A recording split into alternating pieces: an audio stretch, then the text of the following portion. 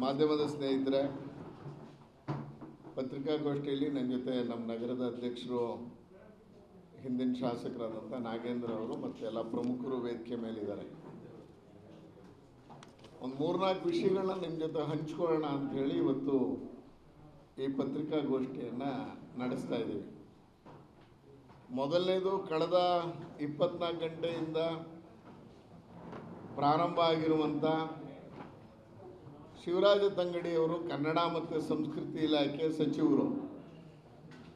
ಆ ಇಲಾಖೆಯ ಸಚಿವರು ಸಂಸ್ಕೃತಿಯ ಗಂಧ ಗಾಳಿಯೇ ಗೊತ್ತಿಲ್ಲದೆ ಇರುವ ರೀತಿಯಲ್ಲಿ ಈಗಾಗಲೇ ಗಾಣಿಗರ ಸಮಾಜದ ಸ್ವಾಮೀಜಿಯವರ ಹತ್ರ ಅನುದಾನದ ಬಿಡುಗಡೆಯ ವಿಷಯದಲ್ಲಿ ಕಮಿಷನ್ ಕೇಳಿರುವಂಥ ವಿಷಯಕ್ಕೆ ಸಂಬಂಧಪಟ್ಟಂಗೆ ಈಗಾಗಲೇ ರಾಜ್ಯದಲ್ಲಿ ಚರ್ಚೆ ಆಗ್ತಿರುವಂಥದ್ದು.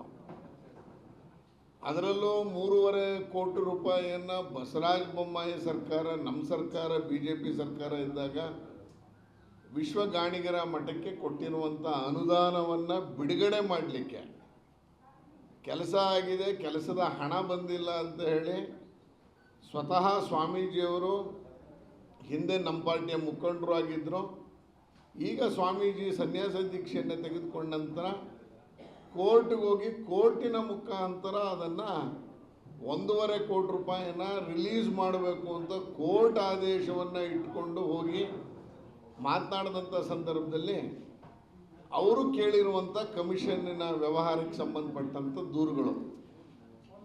ಅದರ ಒಬ್ಬ ಸಚಿವರು ಒಂದು ಮಠದ ಅನುದಾನಕ್ಕೆ, ಅದು ಸರ್ಕಾರ ಇವ್ರದ್ದು ಮೀಸಲಿಟ್ಟಂಥ ದುಡ್ಡು ಅಲ್ಲ, ಬೊಮ್ಮಾಯಿ ಸರ್ಕಾರ ಮೀಸಲಿಟ್ಟಂಥ ದುಡ್ಡನ್ನು ಕೊಡಲಿಕ್ಕೆ, ರಿಲೀಸ್ ಮಾಡಲಿಕ್ಕೆ ಅವರಿಂದ ಕಮಿಷನ್ ಕೇಳಿರುವಂಥದ್ದನ್ನು ವ್ಯಾಪಕವಾಗಿ ಭಾರತೀಯ ಜನತಾ ಪಾರ್ಟಿಯ ಎಲ್ಲ ನಾಯಕರು ಇವತ್ತು ಖಂಡಿಸುವಂಥದ್ದನ್ನು ನಾವು ಮಾಡ್ತಾಯಿದ್ದೀವಿ. ಮುಖ್ಯಮಂತ್ರಿಗಳಾಗಿದ್ದಂಥ ಸಂದರ್ಭದಲ್ಲಿ ಯಡಿಯೂರಪ್ಪನವರು ಎಲ್ಲ ಮಠಮಾನ್ಯಗಳಿಗೆ ಬಡ್ಜೆಟಲ್ಲಿ ಅನುದಾನವನ್ನು ಮೀಸಲಿಟ್ಟಂಥದ್ದು ನಮ್ಮ ಪಾರ್ಟಿಯ, ನಮ್ಮ ಮುಖ್ಯಮಂತ್ರಿಯ ಹೆಗ್ಗಳಿಕೆ. ಆದರೆ ಇವತ್ತು ಯಾವುದೇ ಮಠದ ಹಣದ ಕೆಲಸದಲ್ಲಿ ಇವತ್ತು ಕಮಿಷನ್ ಕೇಳಿರುವಂಥದ್ದನ್ನು ನಡೆದಿರುವಂಥದ್ದು. ಶಿವರಾಜ ತಂಗಡಿಯವರು ಯಾವ ಸಚಿವರು? ಕನ್ನಡ ಮತ್ತು ಸಂಸ್ಕೃತಿ ಇಲಾಖೆಗೆ ಸಂಬಂಧಪಟ್ಟಂಥ ಸಚಿವರಾಗಿದ್ದುಕೊಂಡು ಕನ್ನಡದ, ಕರ್ನಾಟಕದ ಸಂಸ್ಕೃತಿಯನ್ನು ಎತ್ತಿಡಬೇಕಾದಂಥ ಸಚಿವರು ಇವತ್ತು ಈ ರೀತಿ ಕಮಿಷನ್ ಕೇಳಿ ಅದಕ್ಕೆ ಸಿಗಾಕೊಂಡು ಆದರೂ ಇವತ್ತು ಕ್ಯಾಬಿನೆಟ್ ಸಚಿವರಾಗಿ ಮುಂದುವರಿತಿರುವಂಥ ಈ ಸಂದರ್ಭದಲ್ಲಿ ಅವರ ರಾಜೀನಾಮೆಯನ್ನು ಮುಖ್ಯಮಂತ್ರಿಗಳು ಪಡ್ಕೋಬೇಕಾಗಿತ್ತು ಇಷ್ಟೊತ್ತಿಗೆ ಅನ್ನುವಂಥ ಆಗ್ರಹವನ್ನು ಈ ಸಂದರ್ಭದಲ್ಲಿ ಮಾಡ್ತಾ ಇರುವಂಥದ್ದು.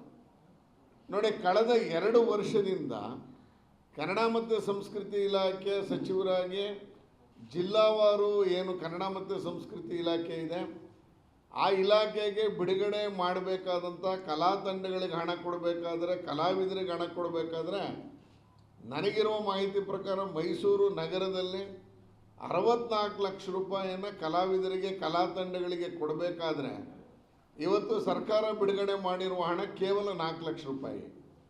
ಅಂದರೆ ಈಗ ನಾವು ಯಾವುದಾದ್ರು ಕಾರ್ಯಕ್ರಮದಲ್ಲಿ ಸ್ಪಾನ್ಸರರ್ಸನ್ನು ಹುಡುಕಿ ಅಥವಾ ಕಲಾವಿದರನ್ನ ಕಳಿಸ್ಕೊಡಿ ಅಂತ ಹೇಳಿದ್ರೆ ಕನ್ನಡ ಮತ್ತು ಸಂಸ್ಕೃತಿ ಇಲಾಖೆಯಲ್ಲಿ ಮೈಸೂರಿನಂಥ ಕಡೆನೇ ಜಿಲ್ಲೆಯಲ್ಲಿ ಹಣವನ್ನೇ ಅದಕ್ಕೆ ಮೀಸಲಿಡದೇ ಇರುವಂಥ ಸಂದರ್ಭದಲ್ಲಿ ಒಬ್ಬ ಕನ್ನಡ ಮತ್ತು ಸಂಸ್ಕೃತಿ ಇಲಾಖೆ ಸಚಿವರು ಈ ರೀತಿಯ ಹಣಕ್ಕೆ ಬೇಡಿಕೆ ಇಟ್ಟಿರೋದು. ಅಂದರೆ ಈ ಸರ್ಕಾರದಲ್ಲಿ ಏನು ಬೇಕಾದರೂ ಮಾಡಿದ್ರು ನಾವು ಬಚಾವಾಗ್ತೀವಿ ಎನ್ನುವಂಥ ಸಂದೇಶವನ್ನು ಕೊಡ್ತಾ ಇದ್ದಾರೆ. ವಾಲ್ಮೀಕಿ ಹಗರಣದಿಂದ ಹಿಡಿದು ಅದರಲ್ಲಿ ಭಾರತೀಯ ಜನತಾ ಪಾರ್ಟಿ ಬಿಗಿ ಪಟ್ಟನ್ನು ಹಾಕಲಾಗಿ ಸ್ವತಃ ಮುಖ್ಯಮಂತ್ರಿಗಳು ಮುಜುಗರದ ಅಧಿವೇಶನದಲ್ಲಿ ಮುಜುಗರದಿಂದ ತಪ್ಪಿಸ್ಕೋಬೇಕಾಗತ್ತೆ ಅಂತೇಳಿ ತಪ್ಪಿಸ್ಕೊಳ್ಳುವಂಥ ತಂತ್ರವಾಗಿ ನಾಗೇಂದ್ರ ಅವರಿಂದ ರಾಜೀನಾಮೆ ಪಡೆದಿದ್ದೇನೆ ಬಿಟ್ಟರೆ ಈ ಸರ್ಕಾರದಲ್ಲಿ ಮಿಕ್ಕಿ ಎಲ್ಲ ಕೆಲಸಗಳು, ಅದು ಪೊಲೀಸಿನ ಆತ್ಮಹತ್ಯೆಯಿಂದ ಹಿಡಿದು ಅಧಿಕಾರಿಗಳು ಪತ್ರ ಬರೆಯುವ ತನಕ ನಡೆದಿರುವಂಥ ಅನೇಕ ಪ್ರಕರಣಗಳನ್ನು ನಾವು ಹೋಲಿಕೆ ಮಾಡಿ ನೋಡಿದ್ರೆ ಈ ಸರ್ಕಾರದಲ್ಲಿ ಏನು ಬೇಕಾದರೂ ಮಾಡಿ ಬಚಾಯಿಸ್ಕೋಬೋದು ಅನ್ನುವಂಥದ್ದು ಮಂತ್ರಿಗಳ ತಲೆಯಲ್ಲಿ ಇದ್ದಂಥ ರೀತಿಯಲ್ಲಿ ಕಾಣ್ತಾ ಇದೆ.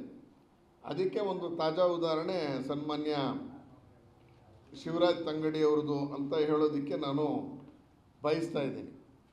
ಹಾಗೆ ಎರಡನೇ ಪ್ರಕರಣ ಈಗಾಗಲೇ ನಮಗೆ ಗೊತ್ತಿರುವಂಗೆ ಸರ್ಕಾರದ ವಿರುದ್ಧ ಅನೇಕ ಶಾಸಕರು ಮತ್ತು ಮಂತ್ರಿಗಳು ಅಸಮಾಧಾನವನ್ನು ಹೊರಗಾಗ್ತಿರೋದನ್ನು ನಾವು ನೋಡ್ತಾ ಇದ್ದೀವಿ. ಅದು ರಾಜಣ್ಣ ಅವರ ಪ್ರಕರಣ, ಸಹಕಾರ ಸಚಿವ ರಾಜಣ್ಣ ಅವರ ಪ್ರಕರಣದಿಂದ ಹಿಡಿದು, ಹನಿ ಟ್ರ್ಯಾಪಿನ ಪ್ರಕರಣದಿಂದ ಹಿಡಿದು ನಿನ್ನೆಯ ಲೇಟೆಸ್ಟ್ ಬಸವರಾಜ ರಾಯರೆಡ್ಡಿಯವರು ಮಾತನಾಡಿರುವಂಥ ತನಕ ಅನೇಕ ಶಾಸಕರುಗಳು ಸರ್ಕಾರದ ಮೇಲೆ ಮುಗಿಬೀಳ್ತಾ ಇದ್ದಾರೆ. ಅನುದಾನ ಇಲ್ಲ. ಈಗ DBT ಮುಖಾಂತರ ನೇರ ಹಣವನ್ನು ನಾವು ಪಡಿತರದ್ದು ಮತ್ತೊಂದು ಮಗದೊಂದರದ್ದು ಹಣವನ್ನು ಹಾಕ್ತಾ ಇದ್ದೀವಿ ಅಂತ ಮುಖ್ಯಮಂತ್ರಿಗಳು ಉಪಮುಖ್ಯಮಂತ್ರಿಗಳು ಹೇಳ್ಕೊತಾ ಇದ್ದಾರೆ. ಆದರೆ ಶಾಸಕ ಎಟ್ಗುದ್ಲಿ ಪೂಜೆ ಮಾಡ್ದ, ಶಾಸಕನ ಏನು ಕರ್ತವ್ಯ ಅನ್ನುವಂಥದ್ದನ್ನು ಜನ ಇವತ್ತು ಪ್ರಶ್ನೆ ಮಾಡ್ತಿದ್ದಾರೆ. ಅದಕ್ಕೆ ಉತ್ತರ ಸಿಗ್ತಾ ಇಲ್ಲ ಶಾಸಕರುಗಳ ಹತ್ರ. DBT ಮುಖಾಂತರ ಕೊಟ್ಟಿದ್ದಾರೆ ಅಂದರೆ ಅದು ನಿನ್ನ ಪಾತ್ರ ಏನೋ, ಅದರಲ್ಲಿ ಶಾಸಕನ ಪಾತ್ರ ಏನೋ. ಅಧಿಕಾರಿಗಳು BPL ಕಾರ್ಡ್ ನೋಡಿರ್ತಾರೆ, ಸ್ಯಾಂಕ್ಷನ್ ಮಾಡಿರ್ತಾನೆ, ಸರ್ಕಾರ ನೇರ ಹಣ ಪಾವತಿ ಮಾಡ್ತಿದೆ. ಆದರೆ ಒಬ್ಬ MLA ಆಗಿ ನಮ್ಮೂರಿಗೆ ಏನು ತಂದಿದೆಯಾ, ಶಾಲೆ ತಂದಿದೆಯಾ, ರಸ್ತೆ ತಂದಿದೆಯಾ, ಚರಂಡಿ ಕ್ಲೀನ್ ಮಾಡಿಸಿದೆಯಾ ಅಂತ ಕೇಳಿದ್ರೆ ಶಾಸಕರ ಹತ್ರ ಉತ್ತರ ಸಿಗ್ತಾ ಇಲ್ಲ. ಹಾಗಾಗಿ ಇತ್ತೀಚಿನ ದಿನಗಳಲ್ಲಿ ಶಾಸಕರಲ್ಲಿ ಅಸಮಾಧಾನ ಭುಗಿಲೇಳ್ತಾ ಇರೋದನ್ನು ನಾವು ನೋಡ್ತಾ ಇದ್ದೀವಿ. ಅದರಲ್ಲೂ ಬಸವರಾಜ ರಾಯರೆಡ್ಡಿಯವರು ಅವರು ಇಲ್ಲ ಅನ್ನ ಬೇಕಾ, ಇಲ್ಲ ಅಭಿವೃದ್ಧಿ ಬೇಕಾ, ರಸ್ತೆ ಬೇಕಾ ಅಂತ ಕೇಳ್ತಾರೆ. ಅಂದರೆ ಎರಡೂ ಬೇಕು ಅಂತ ಜನ ಬಯಸ್ತಾ ಇರೋದು. ರಸ್ತೆನೂ ಕೊಡಬೇಕು, ಜನಗಳಿಗೆ ಸೌಲಭ್ಯನೂ ಕೊಡಬೇಕು. ಅನ್ನಭಾಗ್ಯ ಕೊಡ್ತೀನಿ ಅಂತ ಹೇಳಿ ಈಗ ಅನ್ನಭಾಗ್ಯ ಬೇಡವಾ, ಹಂಗಾರೆ ರಸ್ತೆ ಕೊಡ್ತೀನಿ ಅಂತ ಹೇಳಿದ್ರೆ ಎರಡನ್ನೂ ಮಾಡಬೇಕು ಅಂತಲೇ ಈ ಸರ್ಕಾರವನ್ನು ಜನ ಆಯ್ಕೆ ಮಾಡಿರೋದು. 140 ಜನ ಶಾಸಕರನ್ನ ನಿಮಗೆ ಕೊಟ್ಟಿರೋದು ಯಾಕೆ ಕಾಂಗ್ರೆಸ್ಗೆ ಅಂದರೆ, ನೀವು ಅನ್ನಭಾಗ್ಯನೂ ಕೊಡ್ತೀರಿ, ಅಭಿವೃದ್ಧಿನೂ ಮಾಡ್ತೀನಿ ಅಂತ ಅಂದ್ಕೊಂಡು ಜನ ಓಟ್ ಕೊಟ್ಟಿದ್ದಾರೆ. ಇವೆರಡರಲ್ಲಿ ಯಾವ್ದಾದ್ರು ಒಂದು ಕೇಳಿ ಅಂತ ಹೇಳಿದರೆ ನಿಮ್ಮನ್ನು ಅವತ್ತು ಜನ ತೀರ್ಮಾನ ಮಾಡ್ತಾಯಿದ್ರು ಎಷ್ಟು ಸೀಟ್ ಕೊಡಬೇಕಾಗತ್ತೆ ನಿಮಗೆ ಅಂತ. ಕೊಟ್ಟಿರುವ ಕಾರಣಕ್ಕೆ ಅದು BR ಪಾಟೀಲ್ರಿರ್ಬೋದು, ರಾಜು ಕಾಗೆ ಇರ್ಬೋದು, ಯಾವುದೇ ಮಂತ್ರಿಗಳು ಶಾಸಕರುಗಳು ಮಾತನಾಡ್ತಿರೋದನ್ನು ನೋಡಿದ್ರೆ ಈ ಸರ್ಕಾರದ ವಿರುದ್ಧ ಅಸಮಾಧಾನ ಇದೆ. ಬರುವಂಥ ನವಂಬರ್ ತಿಂಗಳ ಒಳಗೆ ಏನು ಸ್ಫೋಟಗೊಳ್ಳುತ್ತೆ ಅಂತ ಏನು ಹೇಳಿಕೆಗಳು ಬರ್ತಾ ಇದೆ, ಆ ನಿಟ್ಟಿನಲ್ಲಿ ಈ ಸರ್ಕಾರದ ಅಭಿವೃದ್ಧಿ ವಿಷಯದಲ್ಲಿ ಭಾಳ ಹಿಂದೆ ಇದ್ದಾರೆ. ಅಭಿವೃದ್ಧಿನೇ ಬೇಕು ಅನ್ನುವಂಥದ್ದು ಶಾಸಕರಿಗೆ ಈಗ ಮನದಟ್ಟಾಗಿದೆ ಅನ್ನೋದನ್ನು ಈ ನಾವು ಗಮನಿಸಬೇಕಾದಂಥ ಅಂಶ ಅಂತ ಅನಿಸುತ್ತೆ ಬಂಧುಗಳೇ. ಅನ್ನಭಾಗ್ಯ ಕೊಟ್ಟರು, ಇವತ್ತಿಂದ ಲಾರಿಯವರು ಸ್ಟ್ರೈಕ್ ಮಾಡ್ತಿದ್ದಾರೆ.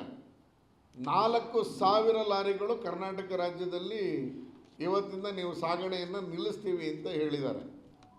ಅನ್ನಭಾಗ್ಯದ ಅನ್ನವನ್ನು ಅಕ್ಕಿಯನ್ನು ತೆಗೆದುಕೊಂಡು ಹೋಗ್ತಾ ಇದ್ದಂಥ ಲಾರಿಗಳ ಇವತ್ತು ಕುಟುಂಬಗಳಿಗೆ ಅನ್ನಭಾಗ್ಯ ಇಲ್ಲದೆ ಇದ್ದಂಗೆ ಆಗಿದೆ. 246 ಕೋಟಿನೋ 250 ಕೋಟಿನೋ ಬಾಕಿ ಇದೆ. ಬಾಕಿ ಇರೋದ್ರಲ್ಲಿ ಒಂದು ಲಾರಿಯ ಕುಟುಂಬ ಅಂದರೆ ಇವತ್ತು ಲಾರಿ ಮಾಲೀಕ, lorry driver, lorry cleaner, loaders ಎಲ್ಲವೂ ತೆಗೆದುಕೊಂಡಾಗ ಇಷ್ಟು ಜನದ ಕುಟುಂಬವನ್ನು ನೀವು ಬೀದಿಗೆ ನಿಲ್ಲಿಸಿಲ್ವ? ಹಂಗಾದ್ರೆ